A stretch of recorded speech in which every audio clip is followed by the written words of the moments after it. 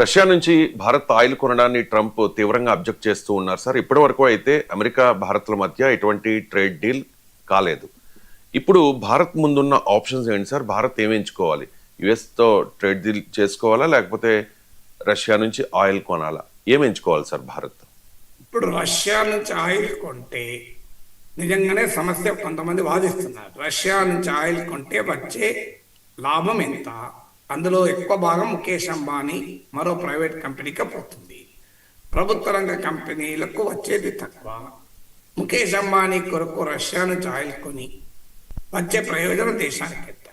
అమెరికాతో వాణిజ్య ఒప్పందం దెబ్బతింటే వాళ్ళకి జరగకపోతే మన ఆంధ్రప్రదేశ్లో ఆక్వాకల్చర్ నుంచి మొదలుకొని సూరత్లో డైమండ్ల పరిశ్రమ వరకు, మన లెదర్ ఇండస్ట్రీ నుంచి మొదలుకొని ఫార్మా వరకు దెబ్బతింటాయి కదా. ఎందుకు మరి అమెరికాతో వాణిజ్య ఒప్పందం కుదుర్చుకోవడం ముఖ్యం కదా. ట్రంప్ ఏమో రష్యా నుంచి ఆయిల్ కొంటే ట్రేడ్ అమెరికా ఇండియాతో జరపను అని టారిఫ్లు విధిస్తున్నాడు కదా. సో ఏమవుతుంది, రష్యా నుంచి ఎందుకు కొనాలి అనేది ఒక వాదన. కానీ సమస్య ఎక్కడ వస్తుంది అంటే, మీకు రష్యా నుంచి ఆయిల్ కొనడం మానేసామనుకోండి, ట్రంప్ టారిఫ్లు విధించడా.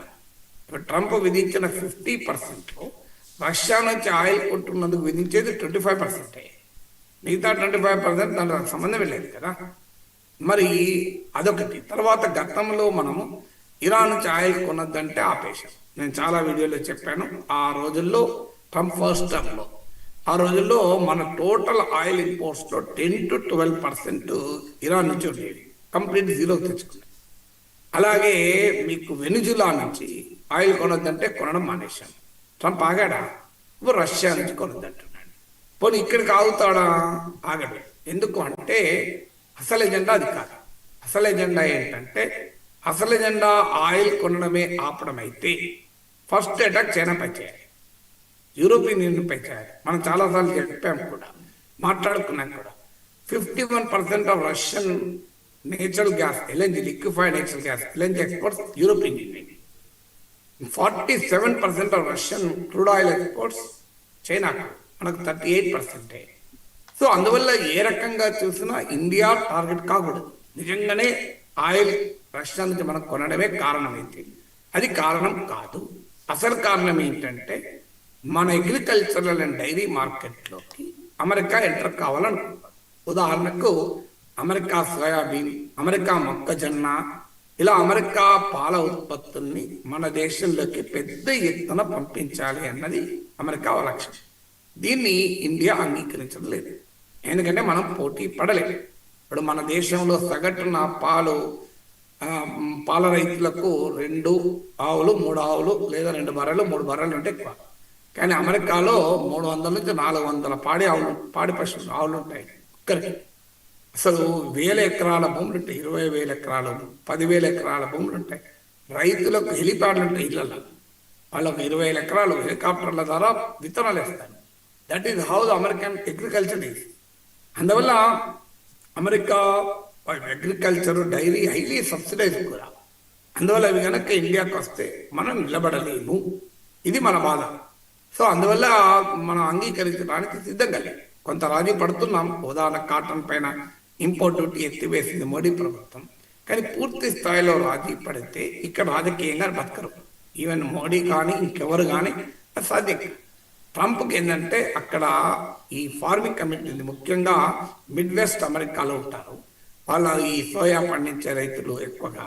సో ఇదంతా Republican belt, Trump support base. So వారికి ఇప్పటికే చైనా తనపై విధించిన టారిఫ్లు ప్రతీకారంగా మీకు సోయా కొనడం మానేశారు. ప్రపంచంలో ఉత్పత్తి అయ్యే సోయాలో 60% చైనానే కొంటారు. అమెరికా ప్రొడ్యూస్ చేసే సోయాను అత్యధికంగా చైనా కొంటారు. ఎందుకంటే చైనాలో పోర్క్ ఇండస్ట్రీకి ఫీడ్ కాదు వాడతారు సోయా. సో అందువల్ల ప్రాక్టికల్గా అమెరికాకు ఇప్పుడు కావాల్సింది ఇండియన్ అగ్రికల్చరల్ అండ్ డైరీ మార్కెట్లకు ఎంటర్ కావాలి. అందుకొరకు ఈ రష్యన్ ఆయిల్ బూచిగా చూపెడుతుంది. బూచోడు వస్తాడు. మన చిన్నప్పుడు చూడండి, అన్నం తినాలి తల్లి, బిడ్డ తినకపోతే బూచోడు వస్తారంటారు కదా. సో ఆ బూచోడు ఈ రష్యన్ ఆయిల్.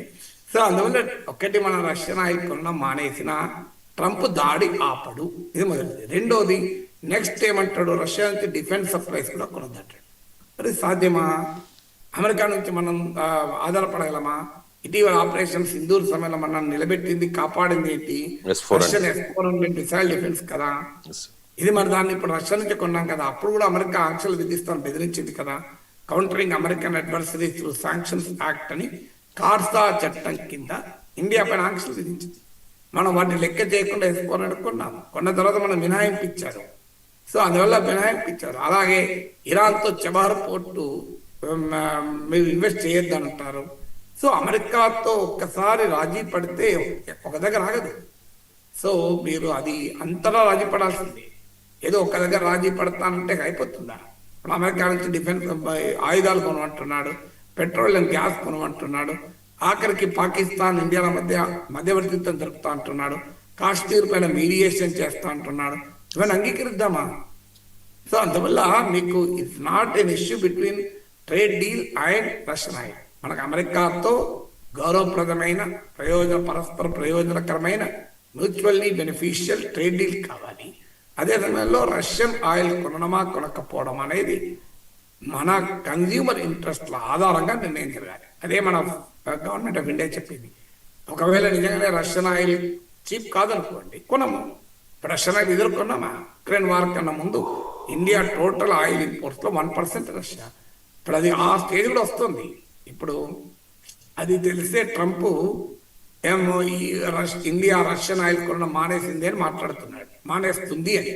ఇప్పుడే కాదు, స్లోగా మానేస్తుందని. ఎందుకంటే ట్రంప్కు అర్థమైంది ఏంటంటే రష్యన్ ఆయిల్ ఇవాళ వరల్డ్ ఆయిల్ మార్కెట్ బాగా తక్కువ ధరలు. రష్యా $60 క్యాప్లో ఆయిల్ అమ్ముతుంది. మార్కెట్లో ఇంకో $10 లోపే. చాలా గ్యాప్ తగ్గిపోయింది. ఇంకా తగ్గింది అనుకోండి, మన రష్యా నుంచి ఆయిల్ కొనము, ఎక్కడ చౌకాస్తే ఎక్కడ కొంటాము. అప్పుడు తన ఖాతాలు వేసుకోవచ్చు. ఎందుకంటే ఆల్రెడీ ఇండియా పాక్ వారేస్తున్నాడు కదా. చూడండి, నేను చెప్తేనే ఇండియా కొనడం మానేసింది అని. సో ఎలాగో జరిగేదాన్ని తన ఖాతాలో వేసుకోవడానికి ట్రంప్ ఆలోచన కూడా ఇవ్వచ్చు. అందువల్ల అల్టిమేట్గా మనకు అమెరికాతో ట్రేడ్ డీల్ కావాలి. అది మ్యూచువల్లీ బెనిఫిషియల్ ఉండాలి. రష్యా నుంచి ఆయిల్ కనుక మనకు చీప్ వస్తే కొంటాం, చీప్ రాకపోతే కొనం. అది ఒక సావరిన్ నేషన్ యొక్క నిర్ణయం, సెల్ఫ్ రెస్పెక్ట్ సంబంధించింది. భారతదేశం ఎవరితో స్నేహం చేయాలనేది మనం నిర్ణయించుకోవాలి. పాకిస్తాన్ లాంటి దేశం మన అమెరికాతో చైనాతో ఇద్దరితో సంబంధాలు పెట్టుకుంటుంది. మనం అంతకన్నా వీక్ కంట్రీనా? అమెరికాకు శత్రు దేశం చైనా, ప్రత్యర్థి దేశం. కానీ పాకిస్తాన్ ఇద్దరితో గేమ్ ఆడతలేడా? అటు ఇరాన్తో ఇటు అమెరికాతో గేమ్ ఆడతలేడా? అటు పాలస్తీనా సపోర్ట్ చేస్తున్నాడు, అమెరికా ఇజ్రాయెల్కి సపోర్ట్ అని అమెరికాతో కలిసి లేడా? సో అందువల్ల when Pakistan can play the game, why not India? మనం ఎందుకు రష్యా అన్న అమెరికా అన్న చూస్ చేసుకోవాలి? మాకు రెండూ కావాలి, మీరు నిర్ణయించుకోండి అని చెప్పండి. Right sir. ఇక ఫైనల్ గా ఆఫ్ఘన్ తో ఇటీవల జరిగిన మిలిటరీ ఘర్షణల వెనుక భారత్ ఉంది అనేది పాకిస్తాన్ ఆరోపణ సార్. పాకిస్తాన్ చేస్తున్న ఈ